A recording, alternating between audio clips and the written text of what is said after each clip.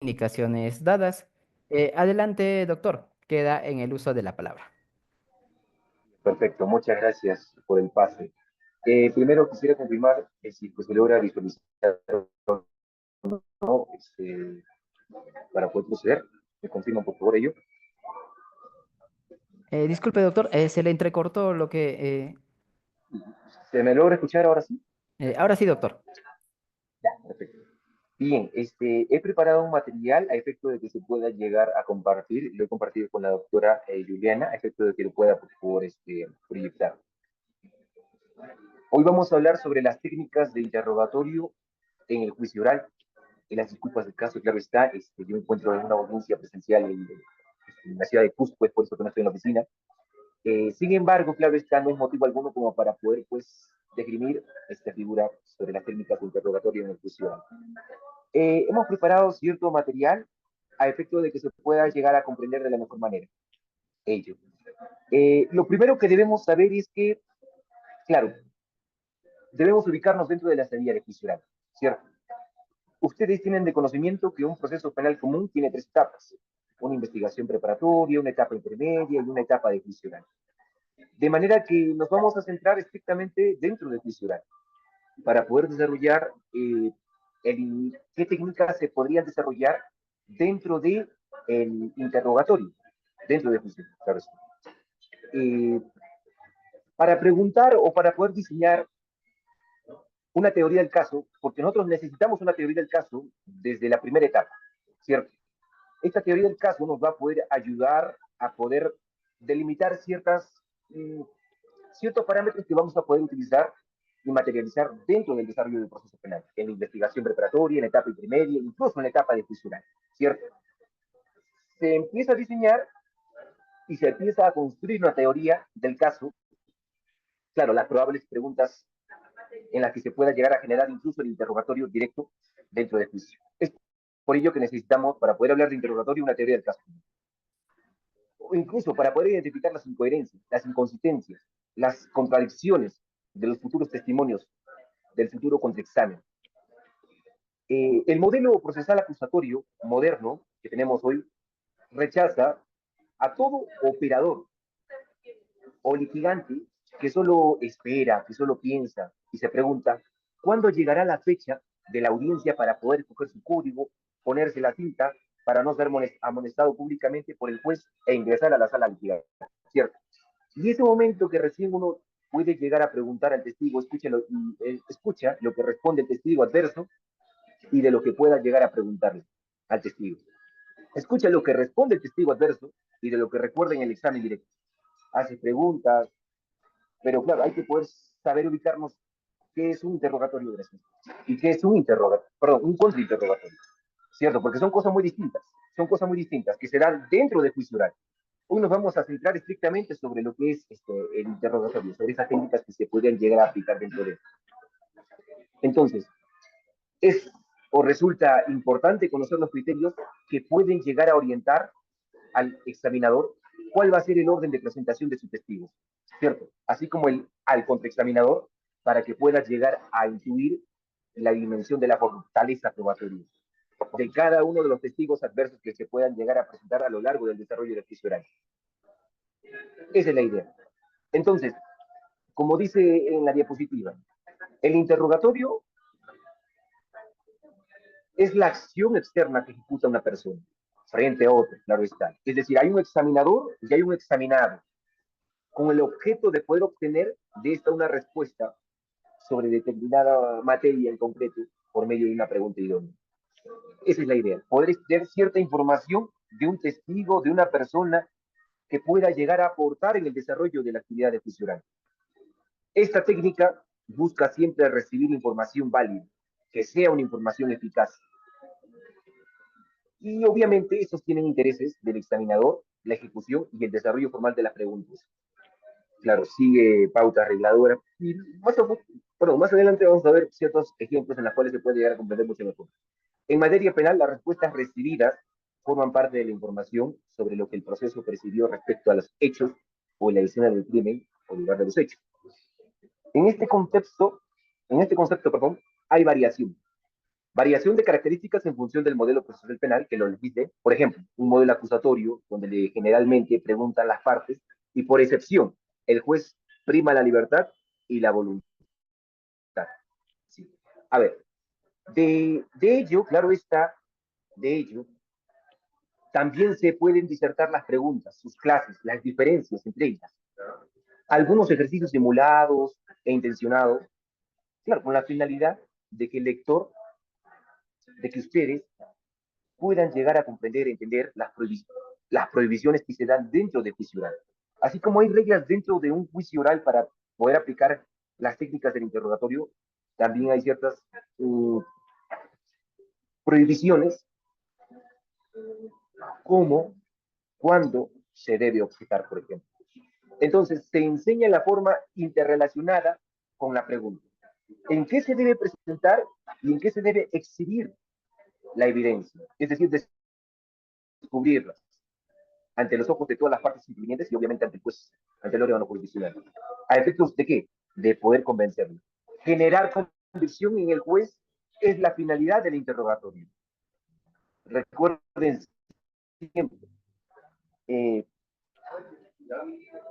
la actividad probatoria dentro del juicio resulta siempre ser un arte, ¿cierto? El hecho de poder generar cierta convicción ante un magistrado o ante un juzgado colegiado, porque finalmente ellos son los que van a poder determinar si es que estamos ante una sentencia condenatoria o una sentencia absolutoria, ¿cierto? Entonces, yo siempre comento esto, no existe una verdad absoluta, existe una verdad relativa dentro del proceso penal, y sobre todo en juicio, porque finalmente, tanto la defensa técnica como el fiscal tratan de poder recabar cierto material investigativo, cierto material probatorio, a tal efecto de que llegan a juicio, empiezan el interrogatorio, traen a sus testigos, traen a sus órganos de prueba, traen a ciertos peritos, pero la idea es que puedan llegar a generar condición. Y, por ejemplo, una técnica que se puede llegar a generar ante los ojos de todas las partes intervinientes y del juez, ojo, a efectos de poder convencerlo sobre la proposición fáctica del caso. Ahora, otro punto tratado, claro, con un cargo profundizado, son los aspectos que tienen que ver con la impugnación del testigo, ¿cierto? Y de su testimonio. Esto es importante ¿para qué? Para poder desacreditar o para poder incluso solventarlo. Una de dos, desacreditar o solventarlo. ¿Cuál es tu postura? ¿Mm? Así también, obviamente, para poder conseguir un mayor o menor grado de atribución de credibilidad. ¿Cierto? Es lo que se busca, sobre todo en los órganos de prueba. ¿Cierto? Eh, ¿Por qué? Porque finalmente así es como vamos a conseguir un mayor o un menor grado de atribución de credibilidad en el testimonio por parte del juez. Entonces, yo considero en esta disertación incluir un capítulo de ejercicios intencionados de preguntas, miren, preguntas mal elaboradas y dirigidas. ¿Cuál es el fin? ¿Cuál es el propósito? El propósito es que ustedes no solamente conozcan las estructuras conceptuales de las instituciones procesales, sino que además para que ustedes la puedan llegar a ejercitar frente a un espejo, por ejemplo. Con la única finalidad, claro, de que ustedes pueden llegar a interiorizar y las puedan llegar a elevar al nivel de profesionalismo. Porque siempre he dicho, una cosa es la teoría, una cosa es lo que tú lees en un libro, vas a la universidad, te dicen esto, y otra cosa muy distinta y ajena es lo que puede llegar a suceder en una audiencia, ¿cierto? Entonces, es posible que a algunos pues no les agraden estos ejemplos y puedan llegar a discrepar sobre algunos puntos, pero eso es lo bonito del derecho, ¿cierto? Pero debo recordarles que es mi aporte, es mi punto de vista. Entonces, esto vamos a desarrollar a lo largo de esta disertación. Eh, claro está, vamos a poder, primero, ¿qué es el interrogatorio? ¿Cierto? Y no solamente me voy a abocar a lo que dice la diapositiva, porque finalmente, pues, eh, ¿qué es el interrogatorio? Antes de poder manejar el concepto de interrogatorio, resulta pertinente recordar qué es el testimonio. Por ejemplo, el maestro cafetera Nores nos recuerda, es la declaración de una persona fáctica, recibida en el curso de un proceso generalmente, ojo, penal. Claro, acerca de lo que pueda llegar a conocer por ciertas percepciones, de sus sentidos, de sus signos, sobre los hechos investigados, con el propósito de qué? de poder contribuir a la reconstrucción de estos, ¿cierto? Es decir, oye, ¿sabes qué? Yo soy una persona física, sí. Yo tengo conocimiento de todo lo acontecido, sí. Oye, ¿tú has visto los hechos? Sí. ¿Tienes conocimiento del objeto materia de investigación? Sí. ¿Qué puedes llegar a decir sobre este caso? Sí. ¿Viste a esta persona en la escena del crimen? Sí. ¿Qué grado de contabilidad o afinidad tienes con esta persona? Tal X. Ah, ya, perfecto. Pero el propósito es que esta persona pueda llegar a contribuir a la reconstrucción conceptual de esto, ¿cierto? Ahora, para Parra Quijano, tiene un buen libro, la verdad, él nos dice, oye, ¿sabes qué? El testimonio es un medio de prueba. Es un medio de prueba que puede llegar a consistir en el relato de una tercera persona al juez. ¿Sobre qué? Sobre el conocimiento que tenga de los hechos en general. ¿Mm? Pero que una persona, un tercero, pueda llegar a rendir una declaración testimonial, debe ser primero una persona física. Que es, ojo, persona física, no podemos llevar una empresa a que declare en juicio. Oye, ¿sabes qué? Lechinonia, Totus, vengan, no puede, no tiene la capacidad. Legitimidad es otra cosa, ¿cierto? Entonces, primero, el que rinde testimonio debe ser una persona física, que es la que tiene capacidad para poder percibir hechos, acontecimientos en general. Por tanto, no puede ser un testigo la persona jurídica. Los representantes de las personas jurídicas son personas físicas que sí podrían llegar a rendir declaraciones testimoniales. Ellos sí, ojo, las personas físicas y a las personas jurídicas sí pueden ser llamados a poder rendir su declaración testimonial.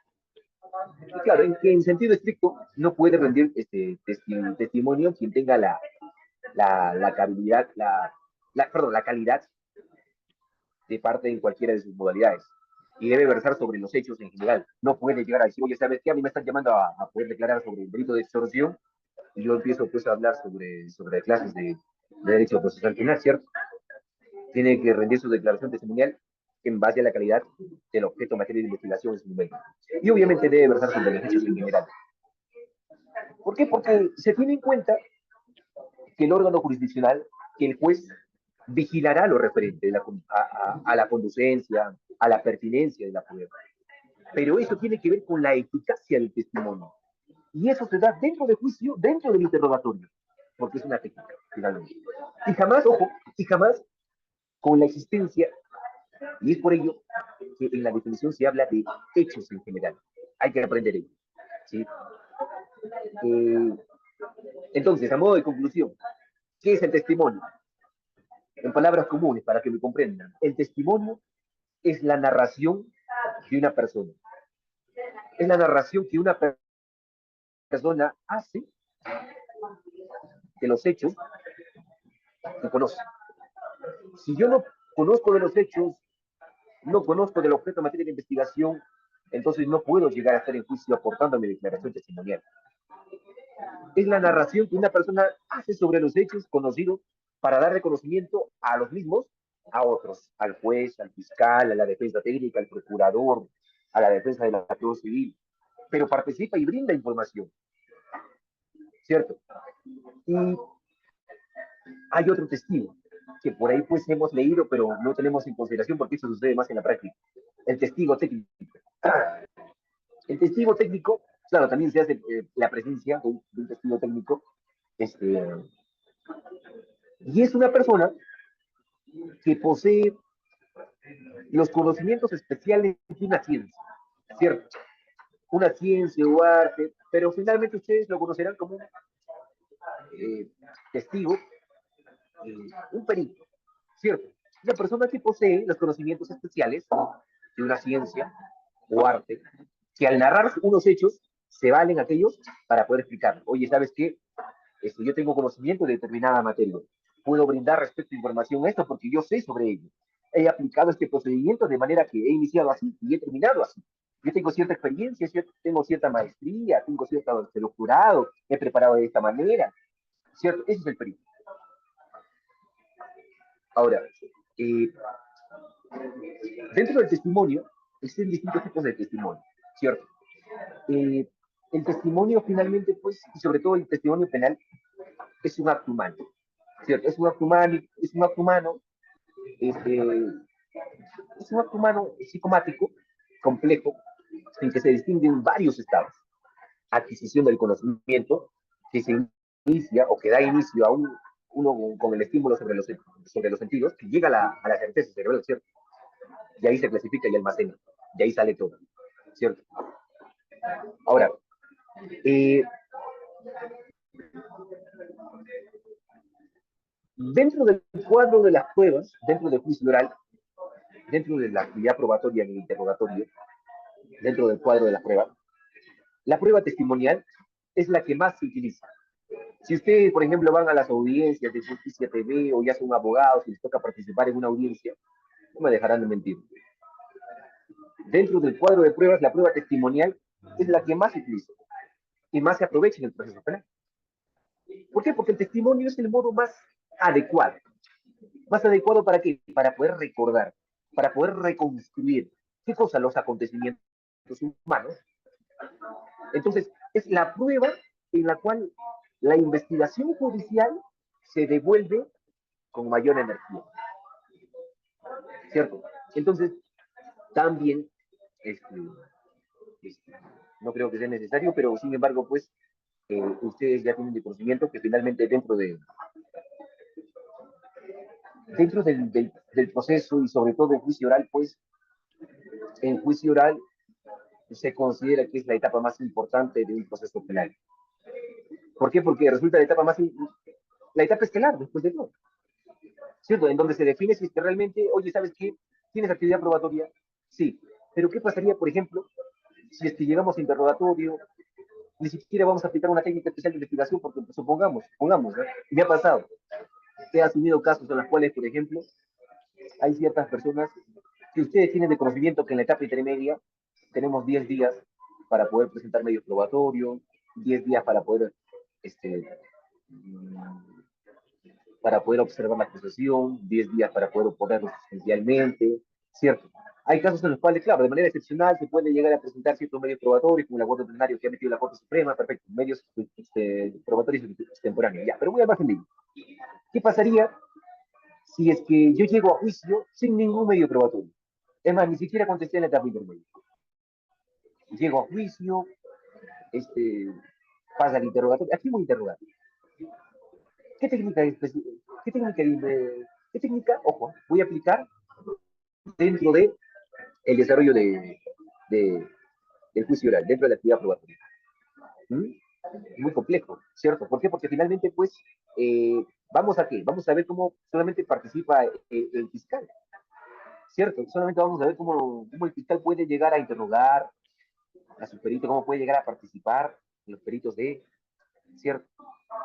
Pero, claro, eh, el aspecto probatorio va acorde con la teoría del caso, con los elementos o con los medios de conocimiento probatorio. Y resulta importante interiorizar una hipnosis, ¿sí? Una hipnosis. Por ejemplo, según la sensor percepción del testigo sobre los hechos, uno, testimonio, testimonio propio o directo o impacto, así se llama. Testimonio propio, directo o impacto. Este percibe qué cosa? Directamente el hecho. Sin interferencia de alguna hoja, es la persona que lo ve, que lo observa, lo escucha, y así lo dirá en el juicio oral. En cambio, hay otro testimonio impropio. Hay un testimonio impropio o indirecto, o también se conoce como post factum.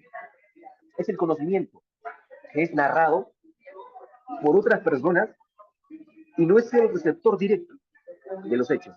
No los percibió, no los vio, es conocido como el testimonio de referencia. Es decir, a lo que yo quiero llegar es que dentro del juicio oral, dentro del interrogatorio, se puede llegar a tener con la participación de un testimonio post factum y un testimonio in facto. El testimonio propio, ya, entre comillas, a ver, en palabras cristianas, en palabras comunes, sería, oye, ¿sabes qué? Testigo directo y testigo indirecto. Algo así. Testigo directo. Ah, testigo directo es la persona que vio lo acontecido. Oye, ¿sabes qué? Mira, han matado a Pepito. ¿Tú sabes cómo ha sucedido este homicidio? Sí, lo que pasa es que un sujeto se bajó de un carro, sacó el arma y le disparó en la cabeza y el chico murió producto del impacto de la bala. ¿Y tú cómo sabes? Porque yo lo he visto, yo lo he percibido, yo lo he escuchado, yo he estado ahí. Ah, perfecto. Testimonio propio, directo, impacto. Oye, sucede que yo tengo conocimiento de ese homicidio. Sí, yo me he enterado que hay una persona muerta ahí, Pepito, justamente, pero el detalle es que yo no he visto, yo no he presenciado el hecho. Pero sí me he enterado, ¿ah? Sí me he enterado de cómo ha sucedido. Creo que ha bajado dos sujetos de una camioneta, o creo que era uno, pero este sujeto toma de conocimiento ello a través de terceras personas. Es decir, el conocimiento es narrado por otras personas, no es el receptor directo de los hechos. No los percibió, no los conoció de manera directa, como el testimonio de referencia, ¿cierto? Entonces, eh, ahora, dentro de esta figura, claro está, también tenemos el testimonio de perito o de comprobación, ¿cierto? Eh, el testimonio de perito es el testimonio post facto, ¿cierto? Emitido por un testigo, pero que es un testigo calificado. ¿Por qué? Porque finalmente este perito, yo les dije, posee conocimiento en una ciencia, en un determinado arte, que ha exhibido un elemento material o evidencia física, ¿cierto? Y se ubica, ojo, se ubica acá el policía, que actúa después del acontecimiento criminal, testimonio de comprobación, por ejemplo, ¿cierto? Eh, a ver, siguiente diapositiva, por favor, si me podrían apoyar con ello. Ya, ahí dice la diapositiva. Las formas de interrogatorio son escritas, claro, obviamente. Las formas de interrogatorio se dan de manera escrita, se dan de manera oral, pero el oral es el que prima en el juicio oral, dentro de nuestro modelo acusatorio moderno, claro está. Obviamente, pues no hemos dejado ya de lado, por ejemplo, anteriormente, este, con el anterior código, no primaba la oralidad, todo era por escrito. Te querías dirigir al juez por escrito, al fiscal por escrito. Lo que prima ahora, y sobre todo dentro del juicio oral, y sobre todo también dentro del proceso procesal civil, es la oralidad. Es cierto que durante la etapa de investigación preparatoria se reciben interrogatorios escritos a cargo del fiscal, sí, obviamente, ¿no? El fiscal dice, oye, ¿sabes qué? Vamos a investigar. ¿Qué cosa vas a investigar? No, lo que pasa es que el presidente de la Federación Peruana de Fútbol, Agustín Lozano, presuntamente ha viajado a Qatar, ha viajado al Mundial, pero ¿con qué lo ha hecho? Sus incrementos son irregulares porque no acontecen a su sueldo que percibe dentro de la federación, son sueldos superiores. ¿De dónde han obtenido? Hay un desbalance patrimonial. Hay que investigar, hay que mandar y llamar a Agustín Lozano. Entonces el fiscal manda a llamar a Agustín, lo siente en su despacho, le dice, oye, ¿sabes qué? Le hace ciertas preguntas, ¿cierto? Le genera ciertas preguntas, le dice, oye, ¿sabes qué? Este, Tú tienes de conocimiento cuánto gana usted en la federación. ¿Cuál es el área que se encarga de poder, entre comillas, pagarle su remuneración de manera mensual? ¿Usted gana de manera mensual, semanal, quincenal? ¿Usted tiene contrato con la federación? ¿Cuántos años tiene? Perfecto. Y después de ello, obviamente, ¿usted tiene de conocimiento su balance patrimonial que hay en la fecha? O sea, ojo, y todo por escrito, ¿cierto? A cargo del fiscal, claro está, pero ahora ustedes tienen en consideración, pues, que esto viene así. La policía es el que materializa la declaración testimonial hoy en día, ¿cierto? Y solamente, pues, el fiscal observa. El fiscal está presente, el fiscal formula las preguntas, pero el que interroga es la policía, ¿cierto? Entonces, ojo, tener en consideración de que se necesita la participación también dentro del fiscal, si es de manera habitual, de igual forma, tendrá que dejar constancia de policía que se está dando el interrogatorio, entre comillas, de manera, como una modalidad virtual, ¿sí? Pero la superioridad del interrogatorio oral sobre el escrito, nos dice Beckman, ¿sí? Beckman, descansa sobre 4 puntos esenciales. Uno, la prontitud de la respuesta. Dos, las preguntas formuladas, una a una. Tres, cada pregunta nace de cada respuesta. Y cuatro, es la presencia del órgano jurisdiccional. Claro, uno, cuanto más rápido sea la respuesta, esta no será premeditada por el examinado. No hay que dejarle que piense, finalmente. Porque finalmente una cosa es que la persona diga, y sabes qué, hay que tener en consideración lo que yo pueda llegar a declarar en este momento y otra, por ejemplo, me ha sucedido. Hay casos en los cuales hay ciertos abogados, ¿no? Hay ciertas personas que dicen, doctor, ¿y qué voy a declarar? ¿Qué voy a decir en esta declaración? ¿Qué voy a decir en el interrogatorio? ¿Qué preguntas me van a formular? Bueno, hay que estudiar el caso, ¿sabes qué? Esta pregunta yo te voy a formular y tú vas a contestar esto, si te pregunta el fiscal dentro del interrogatorio. ¿Cierto? Dos, las preguntas formuladas uno a uno, claro está. ¿Para qué? Para poder multiplicar las preguntas sin esperar las respuestas. Pero estas resultan naturales del propio interrogatorio. Eh, Cada pregunta nace de la respuesta, es un camino lógico en el examen oral, pero se podrá seguir otro, claro está. Y obviamente la presencia del órgano jurisdiccional. ¿Para qué? Para poder cumplir con todos los principios, que no solamente es el de inmediación, y obviamente debe ser el juez el que escucha y poder emitir un fallo, ¿no? Emitir un fallo. Siguiente diapositiva, por favor.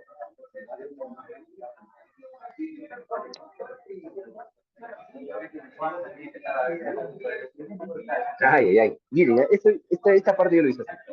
¿Por qué el interrogatorio debería ser una pieza fundamental dentro del litigio? ¿Mm?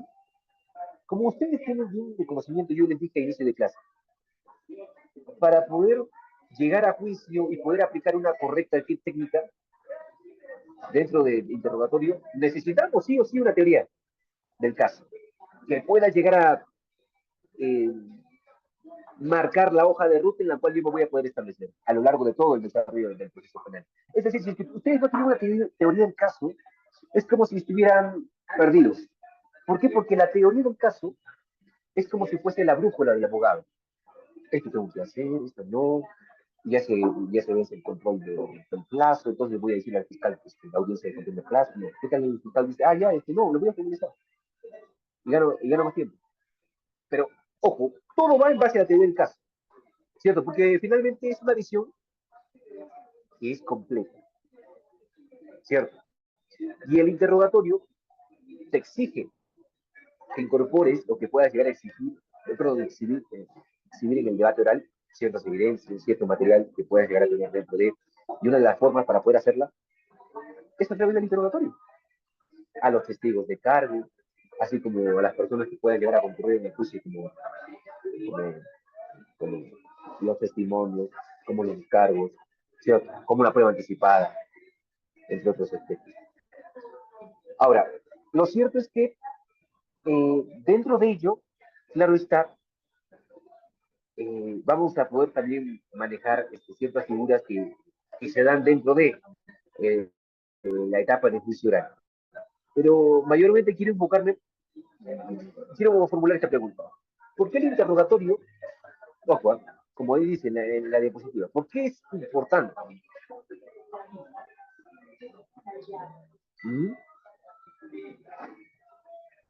El interrogatorio, como dije, se exige que pueda llegar a incorporar a lo largo del proceso penal, ¿cierto? Por ejemplo, la siguiente diapositiva, tengo ejemplos, pero yo creo que he colocado ejemplos, ¿no? He colocado ejemplos.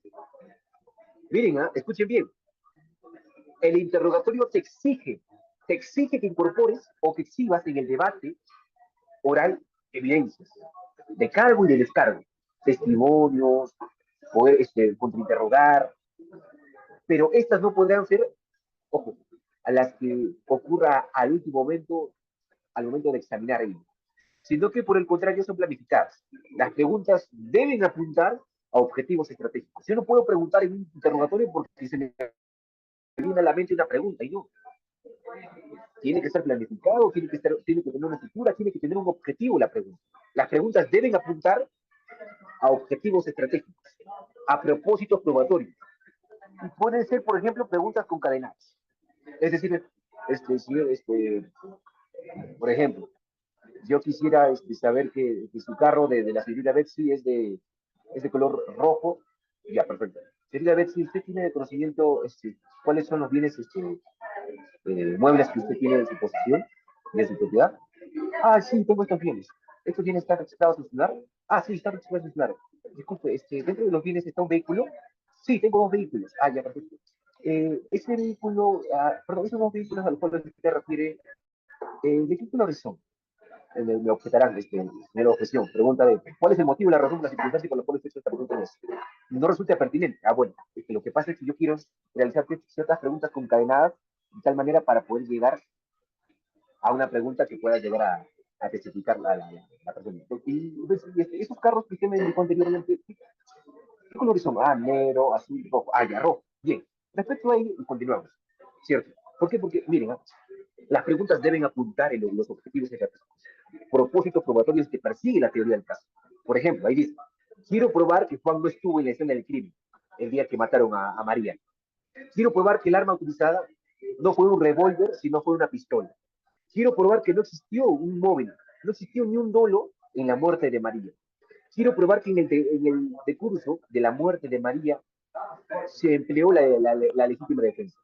Quiero probar que el vello púbico encontrado en uno de los baños del restaurante de María, donde fue encontrada muerta, no le pertenecen a Juan, sino le pertenecen a cualquier otra persona que haya hecho uso de los servicios higiénicos, por ejemplo. No necesariamente fue él.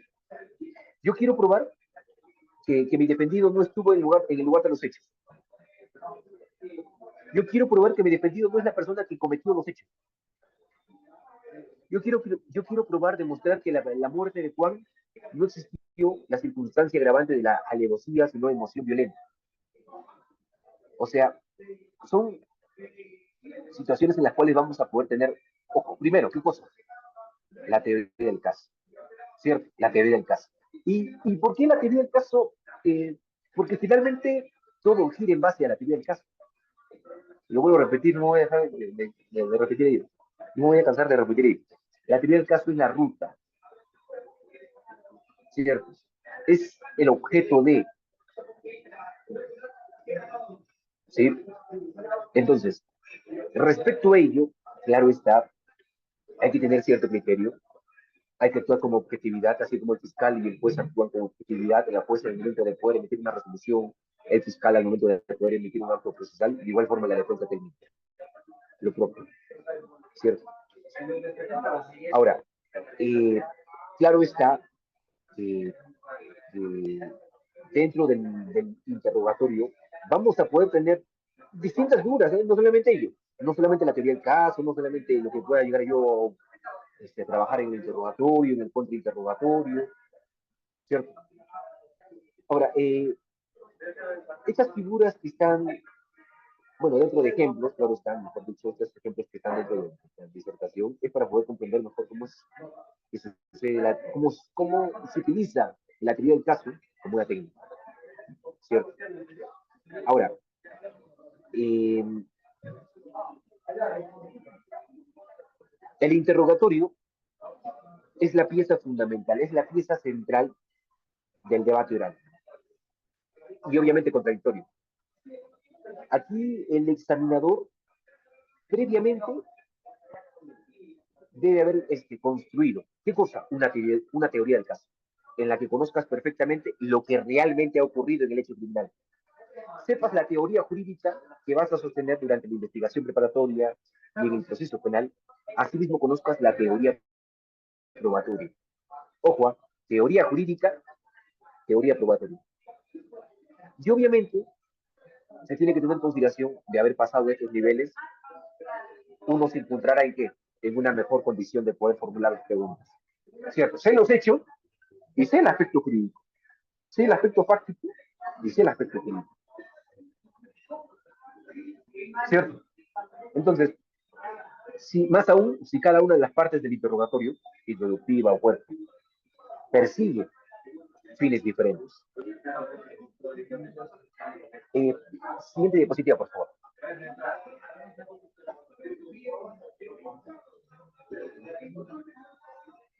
Ay, ay, ay, miren. Quise traer cierta jurisprudencia internacional, derecho comparado. El interrogatorio es cruzado en el modelo acusatorio, en nuestro modelo actual. Eh, para Guatemala, para Guatemala, y es recogido como lecturas complementarias, claro está. En las técnicas, por ejemplo, de juicio oral en su sistema, ojo, en Colombia, perdón, en Colombia, las técnicas de juicio oral en su sistema penal conceptúa, ojo, escuchen bien, conceptúa al interrogatorio y nos dice que este es efectivo cuando logra la veracidad de los hechos, en forma clara, lógica, persuasiva, en donde un buen abogado, ojo, el buen abogado, ejerciéndose de las distintas destrezas, de las técnicas, logra dificultar el testimonio de un testigo. Cuando un fiscal interroga a un testigo en el debate, su gestión puede verse como la de director de una película, ¿cierto? Como la de director, ojo, de una película, debe actuar en base a un guión, ¿cierto? La teoría del caso y el planeamiento del interrogatorio. Pero si se puede dar sus propios enfoques y perspectivas en la producción, entonces puede escoger las ubicaciones de las cámaras, los ángulos, qué toma voy a realizar en esta película, los tipos de lentes, cuando la filmación está con, ojo, pero, o sea, producto de ello, cuando tenemos un trabajo completo, claro, entonces ahí ustedes no saben, ¿no? El director edita la película, ¿para qué? Para poder crear su propia interpretación del guión, es el producto final. Y si bien es una película de guión reconocido, obviamente se manifiesta pues la mano de la del productor. Entonces el fiscal debe preparar al testigo para que efectúe, ¿qué cosa? Su relato en forma coherente, en forma coherente, durante el interrogatorio, y obviamente se puede llegar a recordar de manera esencial que debe hacer valer los principios fundamentales, que debe hacer valer los principios fundamentales de, ¿cierto? Y obviamente, pues, el modelo acusatorio permite qué cosa? El interrogatorio directo, contrainterrogatorio, redirecto y recontrainterrogatorio, o recontradirecto también se le conoce. Ojo, y obviamente, pues, Colombia nos lleva, es uno de los mejores países en Latinoamérica en técnicas de litigación oral. De Castro es uno de ellos, por ejemplo. O sea, todavía estamos un poco atrasados dentro de ese aspecto, de juicio sobre todo, y poder aplicar estas técnicas. Entonces, el modelo acusatorio permite el interrogatorio directo, ¿sí? Y estas fases, obviamente, están sujetas a varias reglas. ¿Para qué? Para poder asegurar la espontaneidad del testimonio, de su veracidad. ¿En qué? En función de la oportunidad de la contradicción. Entonces, el juez es el receptor del producto de estas diligencias, en cuestiones preliminares de conducencia, pertinencia, utilidad, etc. En cambio, el interrogatorio directo es aquel examen que efectúa el abogado o fiscal que presenta al testigo a favor de su teoría. Y obviamente debe tener un carácter persuasivo. ¿Por qué? Porque el interrogador, escuche bien, el interrogador debe usar técnicas de persuasión a efectos de qué? De que el examinado, esa persona que está sentada ahí, entregue información que pretende que sea escuchada por el juez. Y es por eso que es en base a la teoría del caso, tanto de la defensa técnica como del representante del Ministerio Público. Es por ello que es válida la siguiente construcción lingüística. En el examen directo, el centro de atención es el declarante, es la persona que declara. Y su interrogatorio debe ser llevado de forma que impresione favorablemente al órgano jurisdiccional. Un interrogatorio tiene propósitos definidos, ¿cierto? Y obviamente será tal si está bien estructurado, bien planificado, bien organizado.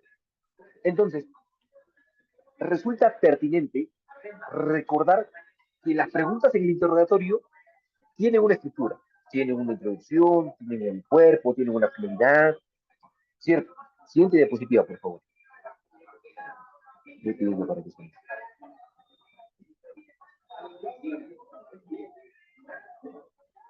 Miren, ahí está. Las funciones del interrogatorio. Efectividad, tiene que ser lógico, tiene que crear cierta persuasión. Porque, claro, es pertinente recordar ciertas preguntas que se puedan llegar a generar dentro del interrogatorio. Estructura, introducción, cuerpo.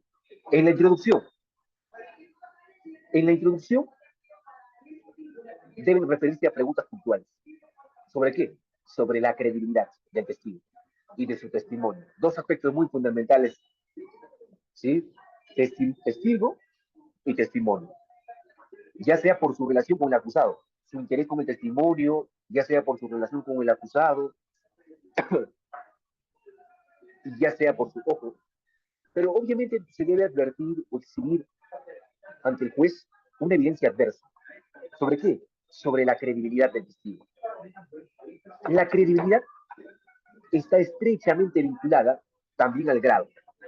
¿Y forma de qué? De la percepción directa o de escucha que tuvo el testigo respecto a los hechos.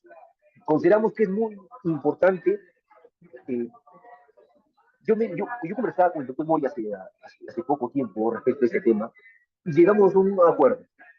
Nosotros en el estudio consideramos muy importante el juicio, pero el juicio de credibilidad. ¿Por qué? Porque el juez observará directamente qué cosa: la actitud, el comportamiento de los testigos. El testigo está sudando, el testigo está diciendo esta cosa, el testigo mira, está gesticulando, el testigo está haciendo esto. El comportamiento de los testigos en sus declaraciones y obviamente las respuestas que puedan llegar a entregar sobre las preguntas que formulen las partes procesales. ¿Y esto influye dónde? En la valoración probatoria final. Entonces, también lo es para el abogado adversario, ¿cierto? Para la defensa técnica. ¿Por qué? Porque ya que si este advierte algunos aspectos propios de la persona del testigo o sobre su testimonio, va a poder influir en la decisión de poder impugnarlo. ¿Y dónde se impugna la declaración testimonial de una persona? En el contrainterrogatorio. Ahí se impugna. Ahí se impugna. Por eso que se dice una cosa en lo que tú trabajas en el interrogatorio y otra cosa muy distinta. Tu momento para poder atacar a esa persona, al testigo, al perito, es impugnando lo que ha declarado, pero en el contrainterrogatorio, figura muy distinta. El fin que persigue, ¿qué cosa? La acreditación es crear una buena impresión de nuestro testigo. En casos especiales de la acreditación deberá ser rigurosa, mientras que en otros, obviamente, serán suficientes las preguntas que identifiquen al testigo, ¿cierto? No es lo mismo acreditar a un testigo X, una persona física, un testigo directo. ¿Cuál es su nombre?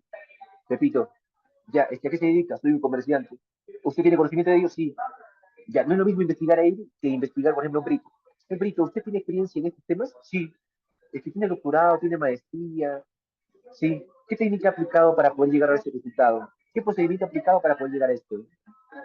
Ah, y el perito te dirá esto, después he utilizado esto. ¿Por qué? Porque es razonable, he utilizado esto, ¿cierto? Perfecto.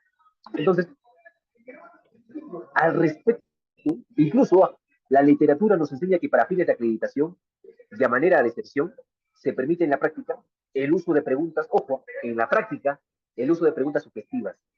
Claro, durante una etapa introductoria, porque ustedes saben perfectamente que preguntas sugestivas de lado, ¿cierto? Lo que no se debe confundirse con aquellas que puedan llegar a formular dentro del cuerpo del interrogatorio. Ahora, esa es la introducción. El cuerpo, el cuerpo, en el cuerpo, el interrogatorio se va a poder limitar aquí a los aspectos de cada uno de los hechos relevantes en materia de controversia probatoria. ¿Cierto? ¿Por qué? Porque se debe rechazar las preguntas que no tengan nada que ver con el objeto de prueba. En el cuerpo de interrogatorio, ojo, en el cuerpo de interrogatorio se, se cubren situaciones que se produjeron en la escena del crimen o en el lugar de los hechos. Y obviamente el objeto que es utilizado, la prioridad de los sujetos, la existencia o inexistencia de una legítima defensa, la forma, las circunstancias de la ejecución del evento. Y obviamente todo es útil. ¿Por qué? Porque todo aquel detalle útil que sirviera para poder probar o refutar las alegaciones que puedan llegar a tener en consideración el desarrollo del juicio oral. Nosotros consideramos, claro está, que claro, finalmente una cosa es poder actuar dentro del desarrollo del interrogatorio para que finalmente esto pueda llegar a pasar y poder refutar el momento. Y resulta, uno, la efectividad, conciso, preciso, y evitar la información que pueda llegar a qué, a super lógica, ¿cierto? Coherencia de los hechos, resaltar los puntos claves, persuasión, convicción en el juez y al final del proceso. Esa es la idea. Ahora, dentro de este aspecto, claro está, Ya, se debe ver eso, a todo. Se debe ver el título de defensa, pluralidad de CITEC, la existencia o no existencia de evento, las alegaciones, o incluso, también puede ser sobre la descripción cronológica de los hechos. Se puede llegar a cuestionar eso también. Ojo, pero de los hechos relevantes, de los hechos más importantes, y obviamente la presentación de la prueba, de la exhibición de las evidencias. Bueno, nuestra posición en el estudio con el doctor Brandon Mori, porque trabajamos de manera conjunta, de manera diaria, en algunas cosas pues llegamos a un acuerdo, en algunas cosas discrepamos una o que otra idea, que es lo único. Entonces, mi posición, siguiendo el criterio del orden, primero debe preguntarse, usted como abogado, sobre aspectos de la credibilidad. Y luego hacia la prueba, porque en alguna oportunidad.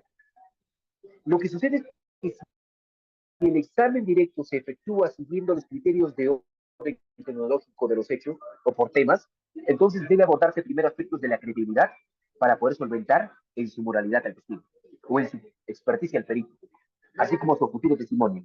¿Por qué no debe ser un desorden? Ah, por estrategia de presentar adecuadamente las historias del juicio del juez, al juez, perdón.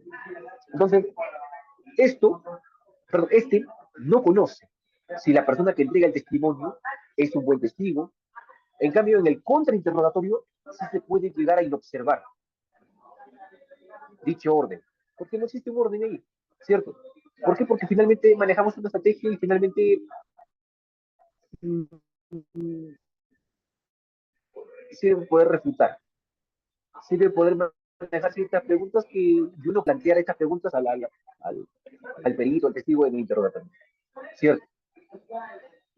Dicho orden obviamente es específico, en alguna oportunidad se puede llegar a empezar por los puntos de mayor fortaleza probatorio, de ahí ustedes van a dar cuenta de eh, debe quedar claro que no deben admitirse preguntas que no tienen relación con el objeto de prueba judicial.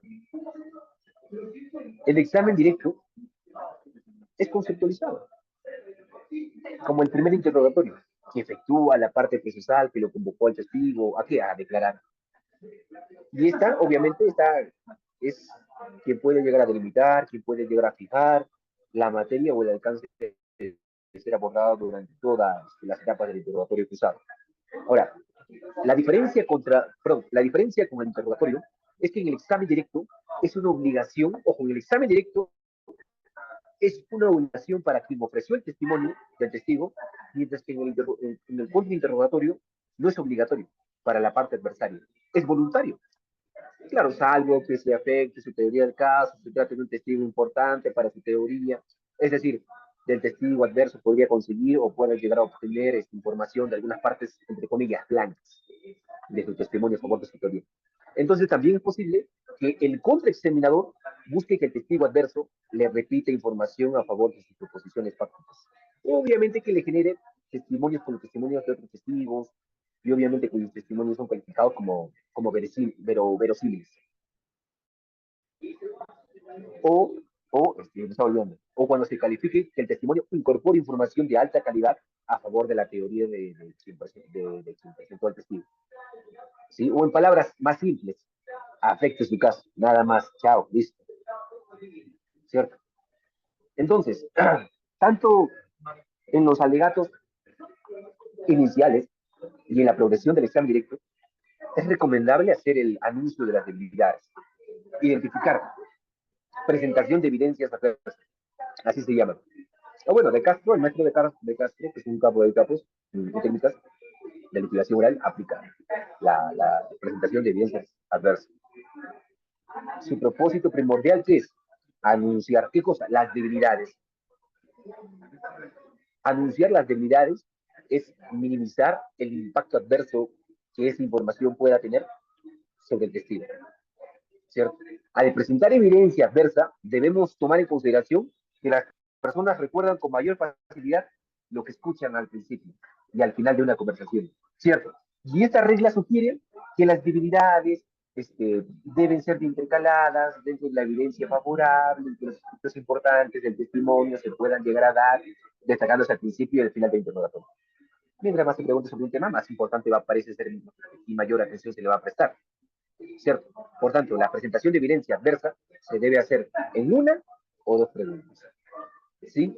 Bien, de esta manera, permítanme entonces, vamos a hacer una pausa de 3 minutos. Voy a tomar una taza de café, posteriormente a ello vamos a seguir con la clase. ¿Sí? Está interesante, de hecho. Bien, vamos a seguir con la clase de manera, permítame 3 minutos, por favor. ¿Sí?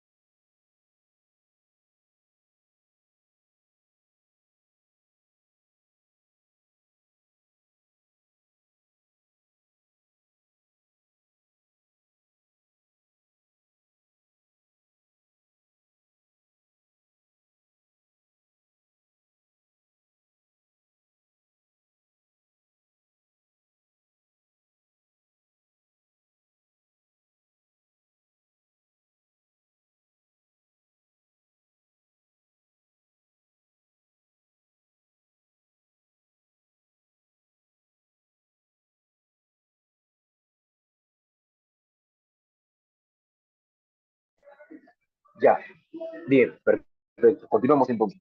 El doctor Carlos Ramos nos dice, se puede poner dos tesis del caso en unos alegatos de apertura, dos tesis en el caso.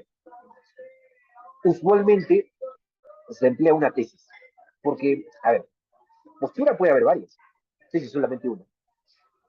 El fiscal desde un inicio maneja una tesis, que es acusatoria. Yo considero que una persona presuntamente ha cometido un delito X, comisión, robo, violación, peculado, qué sé yo, cualquier delito, maneja una tesis acusatoria. Dice, sabes que vamos a investigar, voy a recabar elementos de convicción, voy a formalizar, yo considero que esto es delito, entonces lo voy a llevar a juicio. Tengo una tesis acusatoria y la defensa técnica dirá, uy, ¿sabes qué? Así como el fiscal investiga, yo también voy a investigar, pero por mi parte y lo voy a trasladar al fiscal. Y él maneja una antítesis. Una antítesis que busca la absolución. No busca una acusación, sino busca una absolución.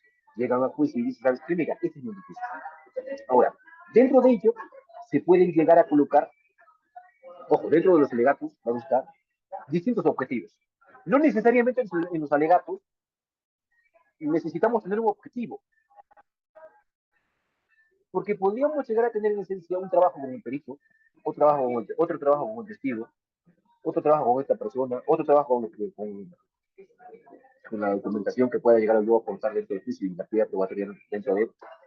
Pero finalmente, dentro de los alegatos, claro está, se puede llegar a manejar ciertas posturas que podrían llegar a favorecer y manejar intención, cuerpo y finalidad para que creen persuasión, sea lógico y genere cierta efectividad dentro de esta convención al orden jurisdiccional.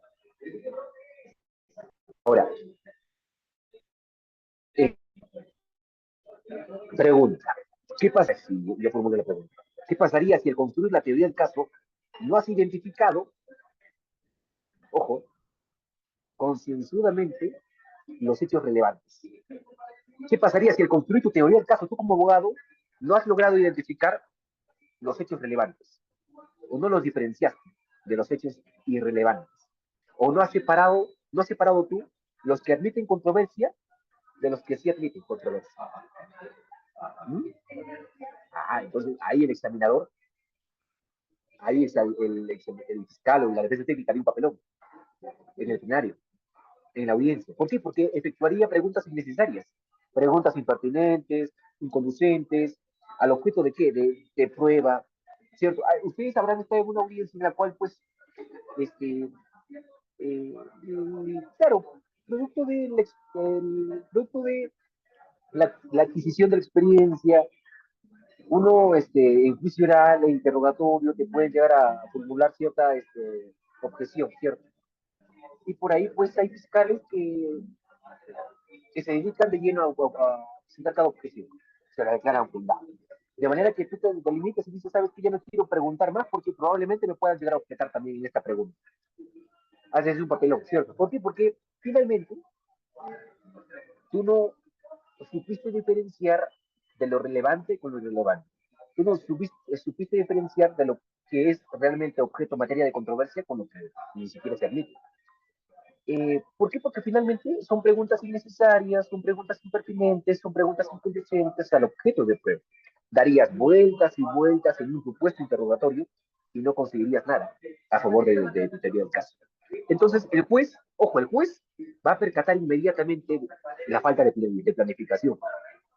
El juez es, ojo, el juez es como que está atento, este abogado me convence o no me convence. Y respecto a ello fallo. Porque obviamente uno no va para poder, pues, perdónenme, ya, perdón, disculpen la palabra, no va para florear, ¿cierto? Se supone tácitamente pues, que el órgano jurisdiccional conoce de derecho y el juez se va a percatar inmediatamente de ello, de la planificación, y se irá formando anticipadamente a una posición desfavorable.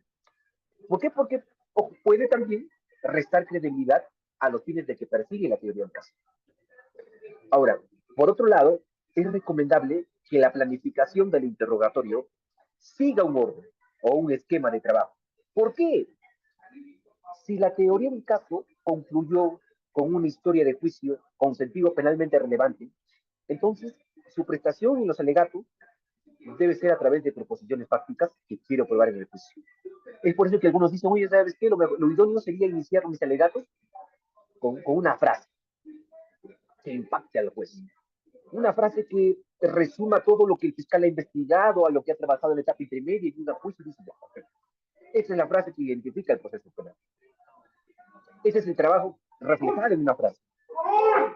¿Cierto? Pero esa es la idea. Porque si la teoría se concluye, ojo, en un aspecto en el cual tiene relevancia, se maneja bajo un aspecto práctico y probatorio, tiene un orden, tiene una secuencia, está concadenado, perfecto. Tenemos una planificación que se podría llegar a materializar dentro del interrogatorio, ¿cierto? Ahora, hay que tener en consideración ciertos aspectos importantes también. ¿Para qué me sirve construir una historia de juicio ordenada por temas? ¿Mm? ¿Para qué me sirve construir una historia de juicio ordenada por temas? Para una mejor orden, para un mejor orden en el interrogatorio, para tener claro lo que voy a examinar, para que me entregue los detalles de los temas, lo que ayuda a poder precisar apropiadamente las preguntas, para no perder el ritmo, ¿cierto? En caso haya un descontrol, por ejemplo, emocional, hay algún incidente durante el interrogatorio, o quizás cuando el examinador, es decir, el fiscal o la defensa técnica, se irrite con las respuestas del testigo, por ejemplo, o discuta con él, ¿cierto? Hay ciertos testigos hostiles. Un testigo hostil es una persona que brinda información, pero a medias, es un poco complejo poder sacar la información, es una persona que pues por ahí, si bien es cierto, está obligada a poder concurrir a juicio y poder brindar cierta información que él obtiene, perdón, que ha obtenido, es un testigo que no es que se niega, sino que finalmente pues aporta información a medias, ¿cierto? O cuando el examinador, ojo, se irrite con las respuestas del testigo, o incluso pueda llegar a discutir con él, ¿cierto? O incluso hace evidente comentarios sobre las respuestas, o se desubica y cree que cubre el rol del juez, o se distrajo cuando la sala de audiencia llegó a un medio de comunicación o apareció entre el público una persona X que le hace perder el control del interrogatorio. ¿Cierto? Sucede, obviamente. Entonces, en conclusión, el orden de los temas le da claridad a lo que pretende evidenciar el examinador ante el juez. ¿Sí? ¿Por qué? Porque además guarda una lógica probatoria con cada una de las proposiciones fácticas propuestas en el alegato de apertura y fortalece paso a paso la credibilidad de su teoría del caso. Además, resulta más entendible, más comprensible, más convincente para el público que asiste, para el ego en derecho, para el adversario y también para el órgano jurisdiccional, ya que le ayuda a reconstruir históricamente qué sucedió realmente en el crimen. Porque, lo vuelvo a repetir, el fiscal, escuchen bien, el fiscal con el abogado nunca van a poder conseguir una verdad absoluta en el proceso penal. Nunca. ¿Puede haber una verdad relativa? Sí. ¿Que se puedan llegar a acercar a la verdad? Sí, probablemente. Pero, por ejemplo, si encontramos en una escena de crimen a Juanito, ¿cierto? Encontramos en la escena del crimen a Juanito. Perfecto. ¿Puede ser homicidio? Sí, puede ser homicidio. ¿Puede ser homicidio simple? Sí. ¿Puede ser suicidio? Sí. Hay que investigar. ¿Qué ha pasado acá? ¿Quién ha estado acá? ¿Con qué personas ha estado acompañado? ¿Ingresó solo? ¿Se fue solo? Se van a reconstruir históricamente, ¿cierto? Lo que sucedió realmente en el crimen. Y el fiscal llega a juicio con una teoría, con un caso hipotético de lo que realmente pudo haber pasado. El fiscal no estuvo en la escena del crimen para que pueda llegar a decir, esto sucedió. Yo tengo la plena convicción de que realmente esto sucedió y esto es la pena que yo estoy exigiendo. Y esta es la reparación civil. El fiscal se trata de poder acercar a una verdad absoluta, pero esto es una verdad relativa. ¿Cierto? De igual forma, la defensa técnica, por cierta conveniencia y intereses a su patrocinado, obviamente pues va a poder recrear una construcción de tal manera que pueda llegar a buscar la posición. Pero a lo que yo quiero llegar es que no existe una verdad absoluta, sino una verdad relativa dentro del juicio. ¿Sí? Eh, y obviamente, si esto fuera así, tenga la plena seguridad de que lo va a lograr convencer paso a paso al juzgador, si es que se puede llegar a plantear desde cero, obviamente, una teoría del caso. Ahora, pregunto, ¿qué sucede o qué sucedería si es que el que interroga, ojo, si es que interroga el fiscal o el abogado, se encuentra ya en un tema diferente, pero de pronto recuerda algún aspecto no preguntado, o las propias respuestas del examinado en otro tema le generó una interrogante sobre un tema anterior que ya se vino? Es decir, ¿qué sucede si yo estoy preguntando a X un tema diferente? Un tema A, termino el tema A, pasa el tema B y le digo, uy, lo olvidé, hay que regresar al tema A. Por ejemplo, le pregunto, ¿qué sucedería si yo interrogo y me encuentro en un tema B, pero de pronto yo recuerdo algún aspecto que no me olvidé de preguntar? Que eso no es el tema B, sino es el tema A. ¿Mm? Entonces, muy simple, fácil. Debe hacer una pregunta de transición. Una pregunta de transición a efectos de poder retomar el tema anterior. Por ejemplo, señor testigo, retomando el tema de su presencia en el día de los hechos. Dentro del inmueble de la cantante folclórica, usted escuchaba claro, escuchaba la respuesta que acaba usted de expresar anteriormente y nos hace recordar sobre la situación de la caja fuerte. ¿Es eso cierto? Ah, entonces, estás utilizando el tema B, pero al mismo tiempo regresas al tema, ¿cierto? Entonces, eh, ahora, ¿qué sucede si el examinador no tuviera o no quiere observar ojo, si el examinador no tuviera o no quiere observar un orden en el interrogatorio? Obviamente, es claro, él tiene libertad. ¿Para qué? Para realizar el modo de las preguntas. Es decir, oye, ¿sabes qué? Yo soy el que examina, yo soy el que pregunta, yo no necesariamente tengo que tener un orden, perfecto, pero solo importa la pertinencia de las preguntas. Puede estar en un tema y luego pasar a otro y después retornar al anterior. Sin embargo, claro está, sin embargo, actuar de esta manera lo convierte en un interrogatorio desordenado.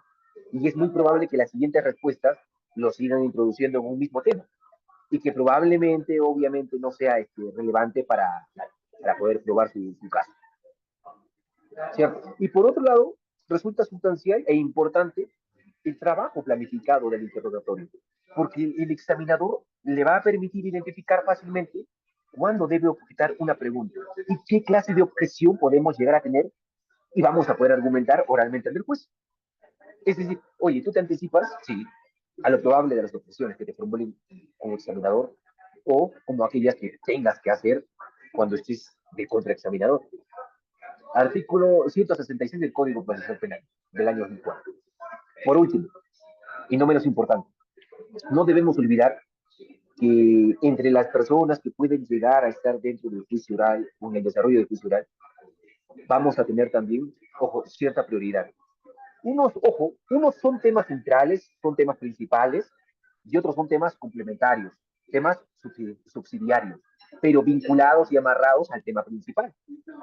También existen los temas colaterales, que no tienen ninguna relevancia probatoria, pero también forman parte de eso. Y es por eso que trabajar con planificación te permite controlar la calidad de la prueba, el ritmo y el control del interrogatorio, e introducir totalmente todas las historias de juicio que ha definido en su teoría del caso. Entonces,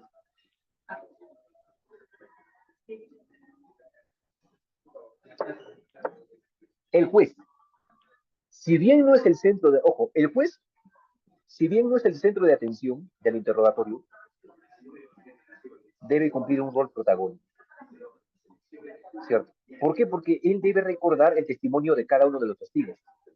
Pero eso es en teoría, porque en la práctica sucede lo contrario. ¿Saben por qué? Porque me ha tocado estar en audiencias en las cuales uno como abogado, ¿no? Si ustedes están litigando o van a litigar ya, no me van a dejar mentir, hay algunas audiencias que tenemos a un juzgado, ¿cierto? En juicio tenemos a tres jueces, cuando el delito supera los 6 años, ¿cierto? Tres jueces, un juzgado colegiado. Hay ciertos casos, ustedes saben, pues ahora que las audiencias mayormente se realizan de manera virtual.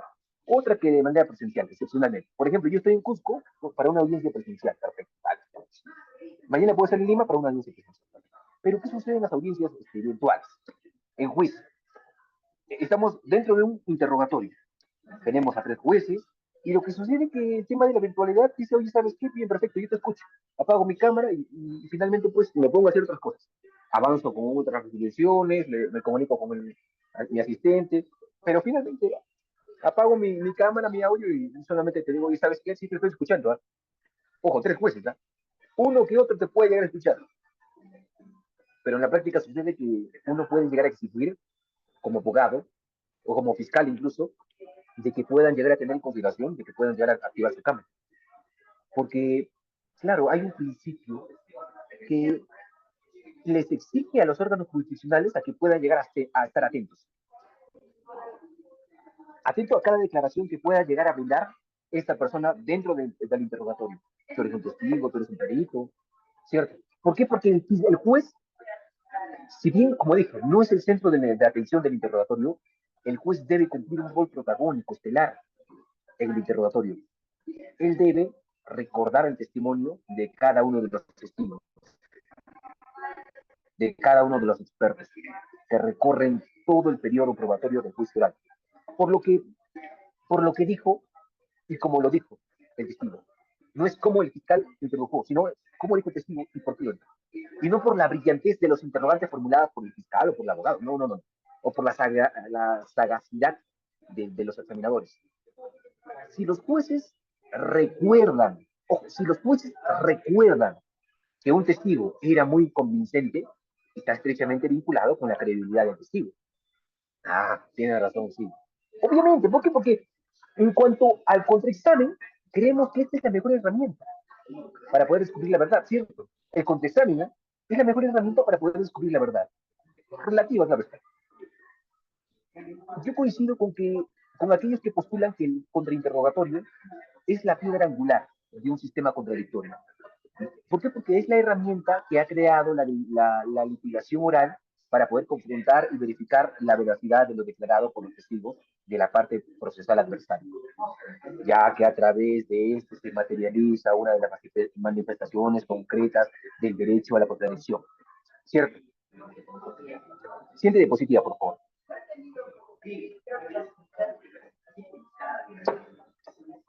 Ay, ay, a ver, dice. Propósitos fundamentales del examen directo. Probar las proposiciones fácticas. Miren, esa es la idea. Hay, bueno, mi asistente, proyector, y miren, yo le solicité que ponga ahí. ¿Cuál es el objeto fundamental del examen directo? ¿Para qué se realiza un examen directo?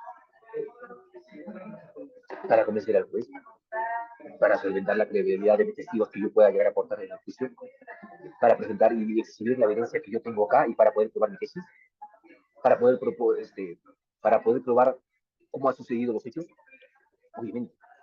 Porque, claro, obviamente uno dice, oye, ¿sabes qué? Yo estoy yendo a juicio con un objeto. Mi objeto es poder generar cierta convicción en el órgano jurisdiccional para que se pueda llegar a resolver de la mejor manera a mi favor. Señor juez, por estas consideraciones, la defensa técnica recurre a vuestro despacho respecto a todo lo alegado anteriormente. Si yo estuviera en su papel, fallaría de esta manera. Listo, chao. ¿Cierto? Porque entonces, ojo, si por algún motivo ajeno a la voluntad, sobre todo del contrainterrogador, no se efectúa el contraexamen, este tiene todo el derecho y deber de solicitar en el delegato de clausura que no sea valorado judicialmente el testimonio que entregó el testigo en el examen directo, por no haber concretado su derecho a la contradicción probatoria. Por ejemplo, un acusado. Escuchen, miren, ejemplo. Un acusado, testigo voluntario, que aceptó declarar en el examen directo, pero al ser sometido al contrainterrogatorio, señala que no va a seguir declarando, porque afecta su derecho a la no autoincriminación. Ah, bueno, tiene razón. Porque la contradicción constituye un principio y garantía y una garantía de proceso judicial, proceso judicial de todo Estado democrático, obviamente. Entonces, todo proceso judicial nos remite al conjunto de relaciones y actuaciones que sobrevienen en el ámbito del órgano constitucional público. Obviamente a propósito de un diferenciado entre las partes enfrentadas en sus respectivas pretensiones de interés. Entonces, de lo anterior, resulta que es consustancial al proceso judicial. ¿Qué cosa? La existencia de las partes confrontadas ante el órgano jurisdiccional público, a quien corresponda finalmente pues decidir el diferenciado, el conflicto. Entonces, el proceso penal, de modo particular, supone una conducta caracterizada por la ley como lesiva a una o a varias personas, a la sociedad o al Estado, que justifica la intervención del aparato represivo del Estado. ¿Y qué busca? Busca la imposición de las sanciones correspondientes. Artículo 28 del Código Penal, ¿cierto? Luego de probar la culpabilidad de él o de las personas que resulten responsables de los hechos, ¿cierto? Se busca determinar una pena privativa. Perdón, ¿el Estado cómo sanciona a una persona? Por ejemplo, en juicio, después del juicio, producto de, oye, esta persona es culpable, ha robado, ha matado, ha formado parte de una organización criminal, entonces hay que sancionarlo.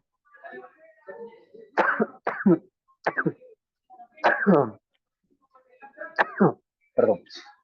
El Estado entonces lo que busca es crear esa organización moral imperativa en la vida social que está orientada o dirigida a lo que es una realización de la justicia y dice, oye, ¿sabes qué? Mira, así como esta persona ha cometido un delito, entonces hay que sancionarlo. Pena privativa de libertad, pena restrictiva de libertad, días multa, reparación civil. Pero el Estado tiene distintas formas de poder castigar, sancionar, hacerle entrar en razón a la persona o a la sociedad desde que su actual es irregular y es contrario al derecho. Y que producto de ella tenemos que, producto de, después del interrogatorio, después del interrogatorio, hacerle entender que eso está mal y que finalmente tenemos que castigarlo. Porque si no lo castigamos, eh, la sociedad dice, oye, ¿sabes qué? Este es un hecho normal. Porque si esta persona ha realizado esto y no lo ha sancionado, entonces yo también puedo hacerlo. ¿Cierto? Entonces, en el conjunto de relaciones y actuaciones eh, que tienen lugar en lo que concierne a la parte pública, buscando probar la relación entre el hecho infraccional y una o varias personas, en lo que concierne al acusado, buscando defenderse, constituye el nudo central del desenvolvimiento y el desarrollo del proceso penal. En esta dialéctica, aquí la víctima de la infracción tendrá un papel híbrido. ¿Por qué? Porque está vinculado a su interés privado y a su condición de miembro de la sociedad. En todo proceso penal hay una tensión natural y permanentemente entre el interés del órgano acusador por probar el vínculo entre el imputado y la infracción cometida. Y obviamente el interés del acusado, ¿no? En donde se invoca su inocencia o tan solo reclamando un nivel menor de responsabilidad penal o pretendiendo probar alguna u otra estrategia procesal de su caso. Entonces, esta tensión natural y permanentemente a todo el proceso penal se va a evidenciar durante el desarrollo de este, se va a depender principalmente de cuántos derechos y garantías le sean reconocidos al acusado, frente a la omnipotencia y amplias facultades del órgano acusador. Entonces, puede afirmarse que los distintos sistemas procesales se diferencian por los derechos y por las garantías reconocidos al acusado, y por el grado de contradicción en que se pueda llegar a desenvolver en el proceso. Anteriormente, eh, ustedes saben que nuestro código es del año 2004, ¿cierto? Nuestro código es del año 2004. No me atrevo a llamarle nuevo código procesal penal porque no es tan nuevo, ¿cierto? Ustedes tienen el conocimiento que nuestro código tiene de vigencia más de 20 años. Entonces, no me sorprendería que de acá a algunos años, por ejemplo, ya tendríamos otro código. Eh, a ver, anteriormente estábamos inmersos en un sistema inquisitorio. Ahora estamos en un sistema, claro, en un sistema inquisitorio puro. El órgano acusador se transmuta a su vez. en el órgano de decisión de la culpabilidad. Claro, sobre las bases de las pruebas aportadas por él mismo. Y el acusado está despojado de todo derecho y de toda garantía. ¿Por qué? Porque carece de la facultad para poder contradecir la acusación. Entonces, un proceso penal con esas características se puede llegar a desenvolver ausente de toda atención. Y la ausencia de toda posibilidad de contradicción entre las partes cuestiona que se trate propiamente de un proceso penal. En cambio, en el sistema acusatorio que hoy tenemos, en el sistema acusatorio que hoy con este código tenemos, las partes tienden a igualarse. Todos tienen los mismos derechos, todos tienen la misma facultad. Y a someter qué cosa? La contradicción. Toda actuación y toda prueba relativa a la acusación. Así como el fiscal busca recabar elementos de convicción de cargo, también lo debe hacer de descargo. Así como el fiscal busca recabar y armar su teoría del caso para poder acusar a una persona por este delito, el abogado busca también ciertos elementos de convicción y dice, mira, ¿sabes qué voy a resolver? El principio de contradicción es importante porque si no estaríamos en un sistema inquisitivo. El fiscal puede decir A y el abogado puede decir B. Eso es contradicción, el principio de contradicción. En el proceso penal peruano se encuentra consagrado en el texto constitucional, en la constitución política. ¿Por qué? Porque se dispone que nadie podrá ser juzgado sin haber sido oído. Nadie puede ser juzgado sin que se le haya oído o debidamente citado.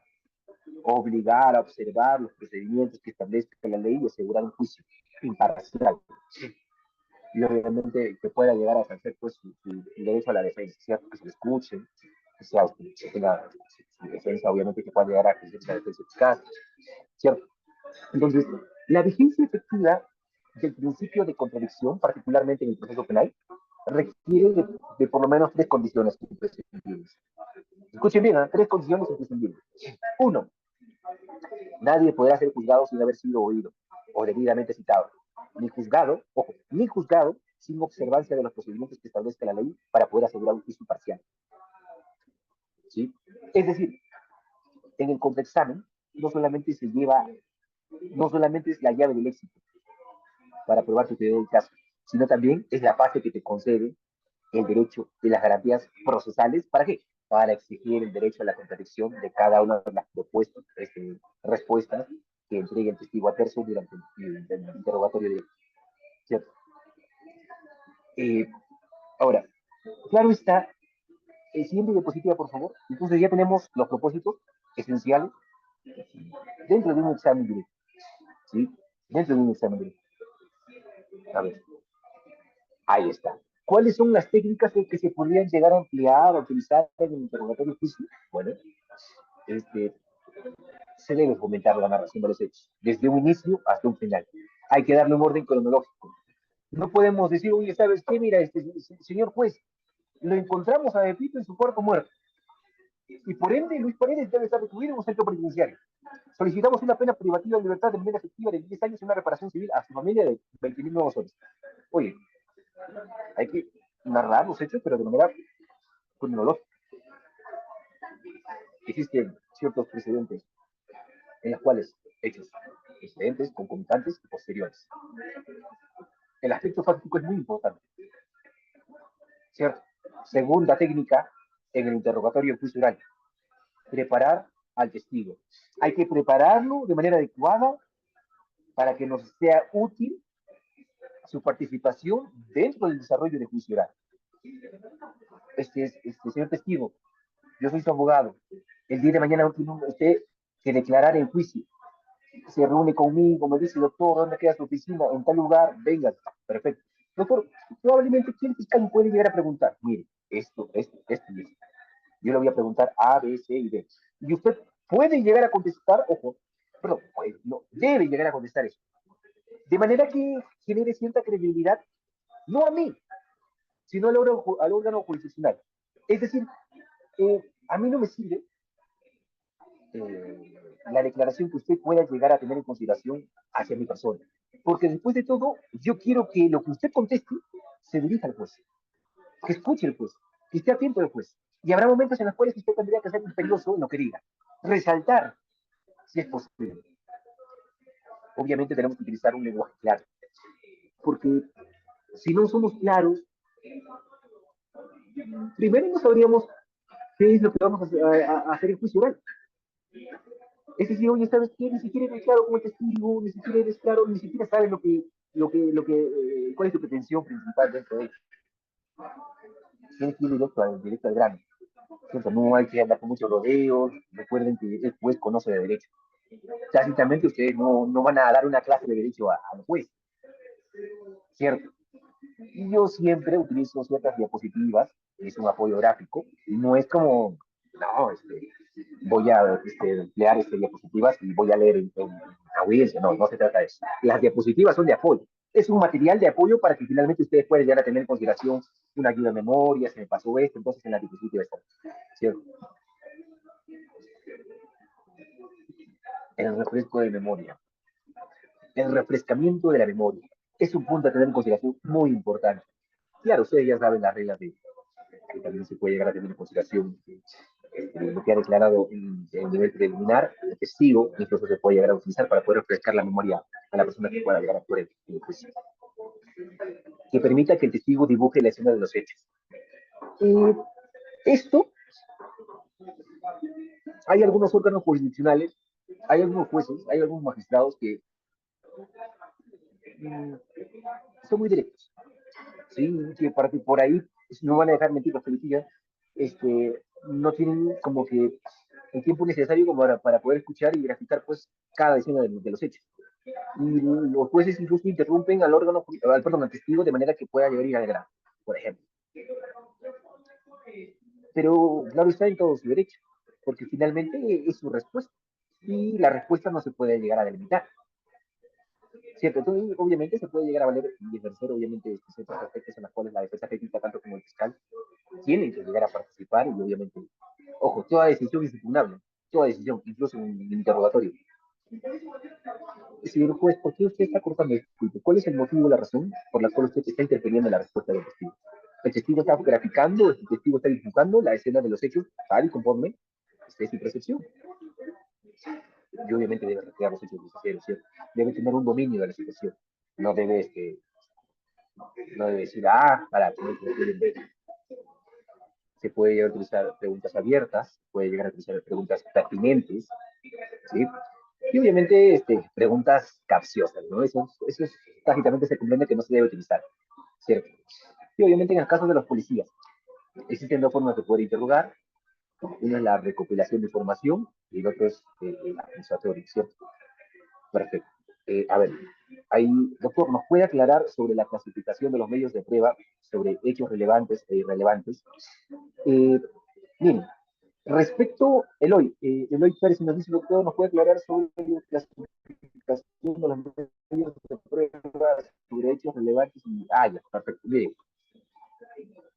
Eh, respecto cuando nosotros nos ubicamos el juicio, nosotros manejamos una teoría, ¿cierto? Oye, ¿sabes qué? Mira, testigo A, testigo B, testigo C, tengo perito A, perito B, perito C. Perfecto, con eso voy a trabajar, tengo ideas fuerza, me voy a concentrar en testigo A y B.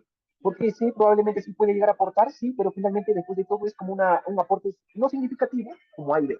Entonces, por ahí resulta un poco irrelevante el hecho de poder tener en consideración la participación de testigo. No es que sea, ojo, no es que sea este,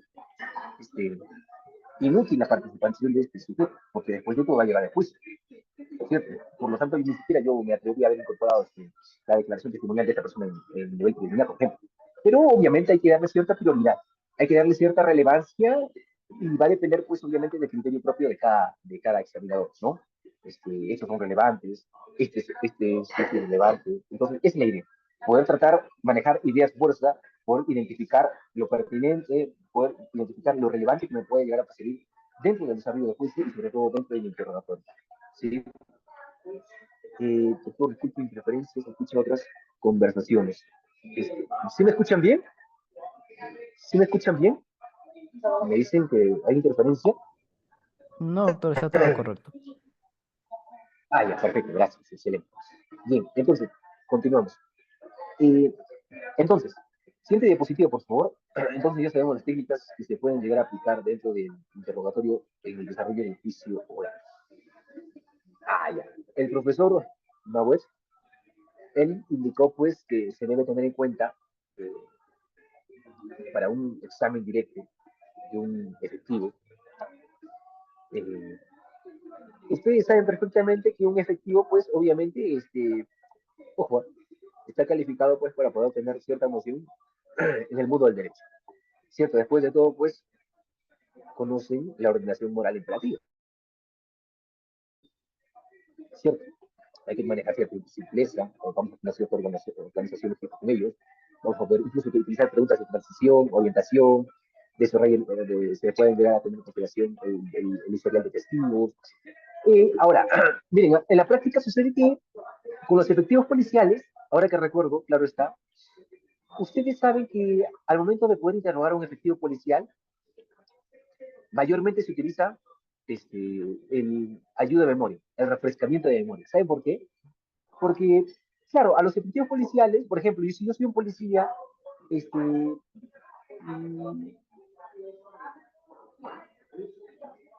y por ejemplo, yo trabajo, por ejemplo, en Lima. El año que viene yo puedo trabajar en Cusco, puedo trabajar en la comisaría de Ayacucho, el siguiente año en otro departamento, así es, ¿cierto? Y voy recibiendo distintas noticias. Oye, ¿sabes qué? Esta persona interpuso esta denuncia por el delito, así todos los días, ¿no? De manera que estos efectivos policiales algunas veces son citados a interrogatorio y dice, no recuerdo muy bien los hechos porque finalmente yo en el año 2020 sí recibí la denuncia, sí este acto de investigación, pero más allá de ello no recuerdo porque tengo en consideración distintos actos de investigación, no solamente eso. Entonces dice, oye, ¿sabes qué? Entonces el efectivo policial recuerda vagamente, ¿no? Sí. Ah, entonces hay que aplicarle las técnicas de refrescamiento de memoria. Porque obviamente pues hay que tener en consideración el historial de testigo, ¿cierto? Entonces, este efectivo policial dice, ¿sabes qué? Yo quiero participar, quiero brindar información de manera que yo pueda llegar a brindarlo de manera concreta, precisa, directa, pero obviamente yo tengo que tener cierta noción de lo que aconteció, de lo que en su momento yo pude llegar a percibir, de lo que recibí, de lo que investigué, y obviamente este efectivo policial, ahora, hay que utilizar un lenguaje sencillo, no se deben utilizar preguntas sugestivas, y obviamente pues la parte de se debe presentar primero una descripción del sitio de los hechos, explicarle, ¿no? Usted estuvo acá y luego presentar la prueba de lo que ocurrió, usted cómo accionó, y producto de ello, obviamente recién puede tener consideraciones preguntas que pueda llegar a formular para el efectivo policial. Eh, la parte que presenta el testigo siempre debe mantenerse atento a las contestaciones que le dé, obviamente, su testigo, obviamente. ¿No? Dice, ¿sabes qué? Hay tengo algunos colegas, obviamente no voy a decir quién, que pues por ahí, mira, armado, ¿qué le parecen mis preguntas para un efectivo policial? Este es el caso, ya, perfecto, así está. Listo. Pero no es que en el desarrollo del interrogatorio haya ciertas preguntas ya estructuradas. Porque finalmente, ¿qué pasaría si es que tú dices, tengo pregunta A, tengo pregunta D, tengo pregunta C, pregunta D? Cuando tú estás en la pregunta B, en contra del efectivo policial, cuando estás preguntando a policía, ojo, y tú ya tienes un orden, una estructura, un cuerpo, una introducción y un final. Y por ahí, la respuesta del efectivo policial en la pregunta D te genera que tú no puedas llegar a formular otra pregunta dentro de, porque quizá por ahí te generó esa incertidumbre y te dijo, oye, ¿sabes qué? Esto podría llegar a mejorar mi teoría del caso y esto puedo ganar del interrogatorio. Entonces te ayuda a que puedas llegar a generar ya no A, B, C, D, sino A, B, C, D y E. ¿Por qué? Porque finalmente estás agregando una pregunta más y obviamente no es que por ahí un interrogatorio o un contrainterrogatorio incluso, no es que esté todo estructurado bonito, desde un orden. Puede haber situaciones en las cuales salgas de ese orden y digas, ¿sabes qué? Mira, si bien es cierto, yo tenía una hoja de ruta, perfecto, excelente, lo estoy siguiendo, sí, pero producto de ellos te va saliendo y digas, ¿sabes qué? Mira, esto podría llegar a aportarme dentro del desarrollo, sí, perfecto, lo sumo, entonces lo sumo, ¿cierto? Esa es la idea.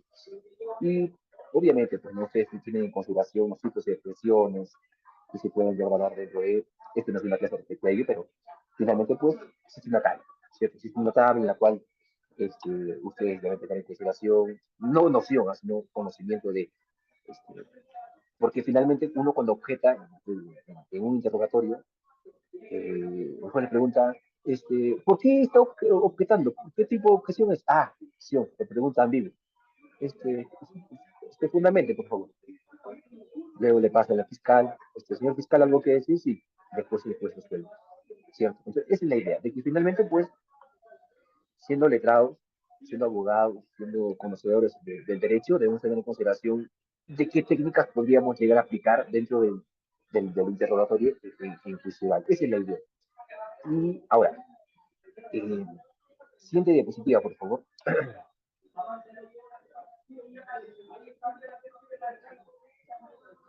Ay, ay, miren, respecto a las preguntas abiertas, hay un ejemplo.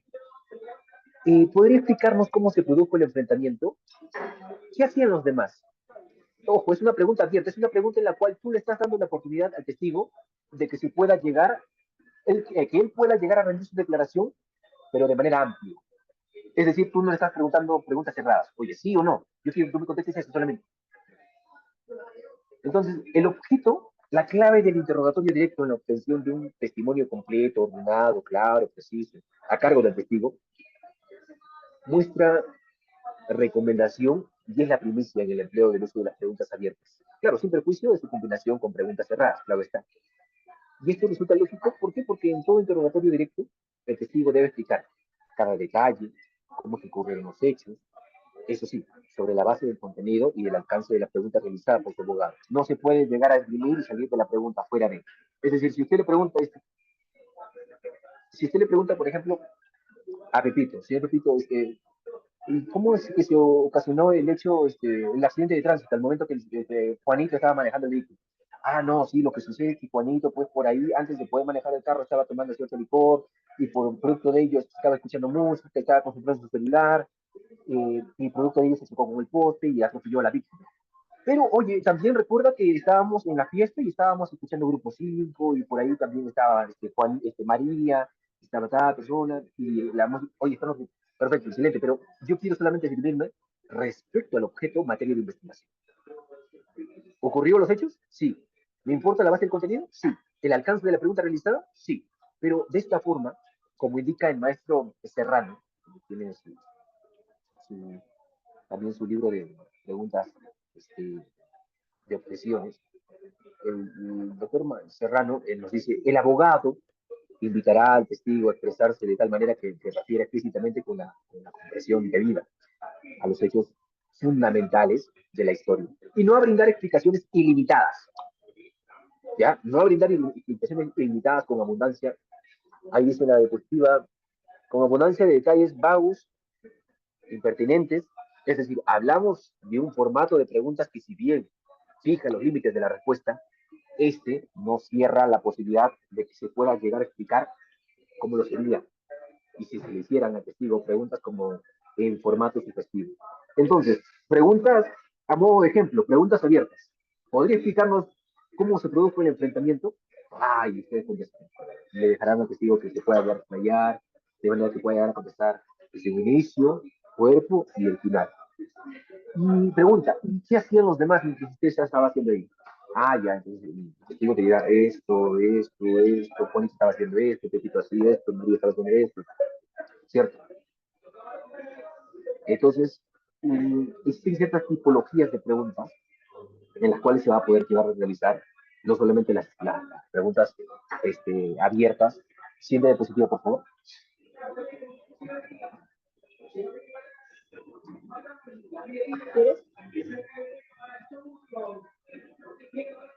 Siente de posición. Preguntas de introducción. A ver, las preguntas de introducción son preguntas de génesis. Son preguntas que dan inicio al interrogatorio. Son preguntas que van naciendo poco a poco a tal propósito de poder llegar a preguntas un poco más complejas y que obviamente puedan llegar a tener interés en el juzgador. Son aquellas que formulan con el objeto de poder meterlo poquito a poquito al testigo, poquito a poquito al perito, ¿sí? Por el tema probando. Y se hace con la sola intención de hacerles recordar determinada situación práctica que ellos observaron, que ellos acontecieron, que ellos vieron, que ellos escucharon, en donde ellos intervinieron en alguna oportunidad. Pero debido al tiempo transcurrido, no lo recuerdan claramente, ¿cierto? Entonces, esto, por ejemplo, sucede con los detectives policiales. Hay que recordarles, hay que decirles, oye, ¿se recuerda del caso que sucedió en el año 2013, en el caso de que una señora se fue a la comisaría y interpuso su denuncia por violencia familiar en contra de su expareja, que lo agredía psicológicamente, sexualmente, económicamente, físicamente. Ah, ya, sí, sí, recuerdo más o menos. Son preguntas introductorias. ¿Cierto? Lo va refrescando, lo va preparando. Por ejemplo, fiscal. El fiscal dice, testigo, usted en su condición de policía nos ha contestado anteriormente que ha tenido un sinnúmero de intervenciones policiales. No recuerdo. Ojalá que recuerde aquella en donde hubo una balacera entre la policía y unos asaltantes por la avenida Universitaria, en donde hubo un disparo de revólver, el que impactó en un poste de luz y luego en la pierna de un transeúnte. ¿Recuerda ahora esa intervención? Ah, sí, sí, ahora sí ya recuerdo, ya perfecto, porque yo estuve con mis compañeros, entonces yo estuve ahí a cargo del operativo, yo me recuerdo que estaba con el suboficial Paredes, con el suboficial Arteaga, ya, sí, sí, recuerdo. Son preguntas introductorias que finalmente tienen un objeto. Es introducir de a poco a la persona para que pueda llegar a recordar los hechos objeto de materia de investigación en su momento. Es por eso que yo les comentaba anteriormente, resulta poco probable de que un efectivo policial en pleno juicio pueda llegar a recordar ese caso en particular. Porque, claro, las investigaciones, los procesos penales no duran días, no duran semanas, no duran meses, demoran años. Y para que, a ver, un proceso penal, supongamos, en un delito de robo, en la investigación podría durar fácilmente 3 años. Etapa intermedia, unos 8 meses, y etapa de juicio oral podría llegar a durar, ojo, siendo buenos, un año. Entonces pasa cierto tiempo en el cual el policía, a lo largo de sus funciones, a lo largo de su actividad, el ejercicio de su función, va teniendo distintos casos. ¿Cierto? Va diciendo, sabes que tengo esto. El policía, pues obviamente está en la cancha, está en las calles, está en intervenciones policiales, no es para que recuerde, el 13 sucedió esto, el 15 sucedió esto, el 16 de esto, ¿cierto? Entonces, obviamente, hay que hacer preguntas de introducción, preguntas que lo vayan metiendo de a poco y finalmente pueda llegar a recordar. Ahora, si es que no se podría eh, hacerle cierta ayuda al policía con las preguntas de introducción, entonces recién aplicamos el material de refrescamiento de la memoria, ¿cierto? No es que, no, de frente me tengo que ir al refrescamiento de memoria, no, es un error pensar en eso. Sí, tiene un orden cronológico en el cual nosotros vamos a poder determinar eso. ¿Sí? Siguiente pregunta, siguiente diapositiva, por favor. Preguntas de transición. Ay, ay, ay. Permiten al abogado moverse fluidamente de un tema a otro. Claro, sin poder llegar a perder el enfoque o a la atención del juzgador y del testigo. La utilidad de estas preguntas radica en su capacidad para poder dirigir de manera sutil la atención del testigo hacia el siguiente punto relevante del interrogatorio. Por ejemplo, si el testigo ha escrito un encuentro entre dos personas, oye, Pepito, el testigo dice, oye, Luis y Mario se han reunido, y el abogado desea mover el enfoque hacia las acciones que siguieron a ese encuentro. Entonces podría emplear una pregunta de transición como, después de observar el encuentro entre Luis y Mario, ¿qué acciones notó que siguieron inmediatamente después? Poco a poco va generando ciertas preguntas, ojo, después de eso. Es decir, existe un orden. Obtengo esta respuesta, obtengo perdón, pregunto esto, obtengo esta respuesta. Y producto de esta respuesta, recién me lleva a esta pregunta. Son preguntas concadenadas. Son preguntas que van de la mano una a otra, ¿cierto? Estas preguntas de transición pueden ser particularmente útiles durante el interrogatorio de un testigo que ha observado una serie de eventos relacionados con un caso. ¿Sí? Siguiente diapositiva, por favor.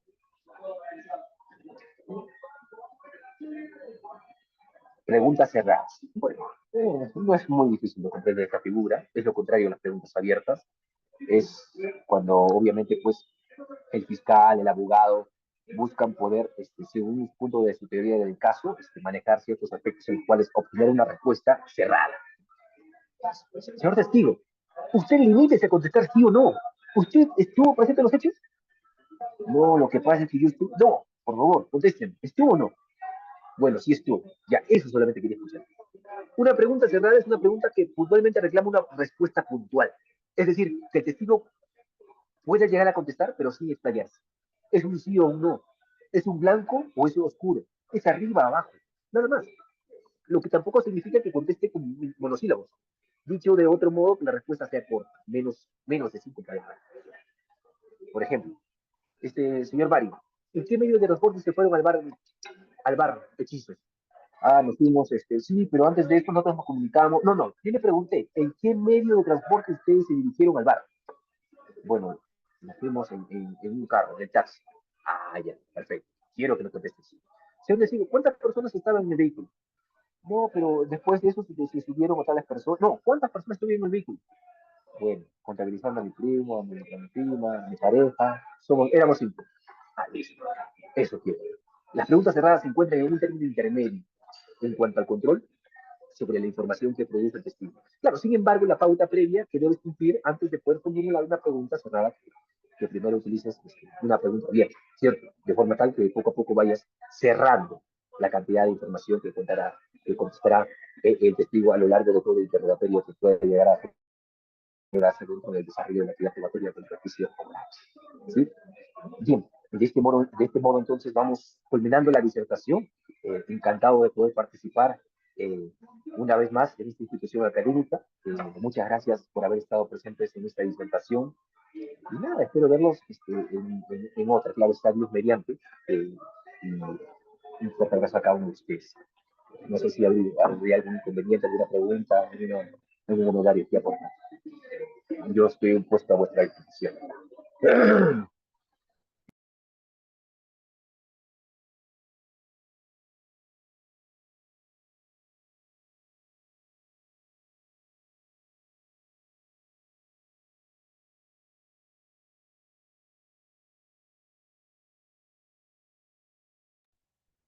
Bueno, doctor, al parecer creo que no tenemos ninguna pregunta en el chat, tampoco vemos alguna levantada, una manito levantada. Creo que Sí, porque creo que la sigue contestando a lo largo de la clase la sí, pregunta. doctor. Bueno, con esto entonces estaríamos dando por finalizada la sesión del día de hoy, por agradecer Ok, por su presencia y la disertación del presente tema, esperando también pues que la clase haya sido del agrado de todos nuestros participantes. Muchas gracias, doctor. Muy un buenas fuerte abrazo. noches. Muchas gracias. Hasta luego. Cuídense. Bendiciones.